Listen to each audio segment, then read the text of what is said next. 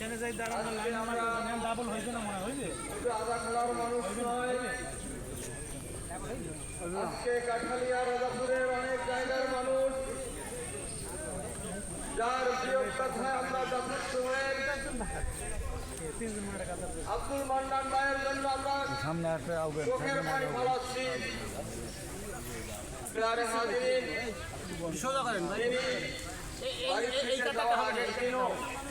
এই মাসুম শিশু এবং তার স্ত্রী আমাদের বাড়িতে মেহমান হয়েছিলেন। আমি যখন আব্দুল মান্নানের এন্তেকালের সংবাদটা শুনলাম, আল্লাহর কসম দিয়ে বলতেছি, আব্দুল মান্নান এর এন্তেকালে আমার যতটুকু চোখের পানি পড়েছে, আমার মনে হয় আমার আপন ভাইয়ের বিয়োগ ব্যথাও এতটুকু চোখের পানি পড়বে না। আজকে এই এলাকার, এই মিরারহাট চারপাশের এলাকার হিন্দু ভাইদেরকে দেখেছি ওই রবির দোকানে 3-4 দিন আগে ঢুকলাম, দেখলাম ওরা রবি, ওরা দুই ভাই এত আহাজারি, এত কান্না করলেন।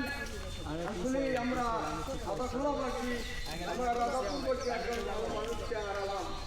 রব্বুল ইজ্জাতের দরবারে তার বিজয়ী আত্মার মাত্রা কামনা করি।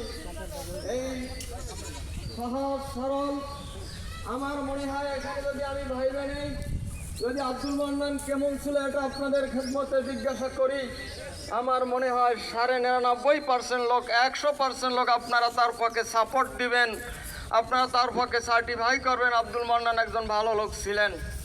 আজকে আব্দুল মান্নানের এই বিদায়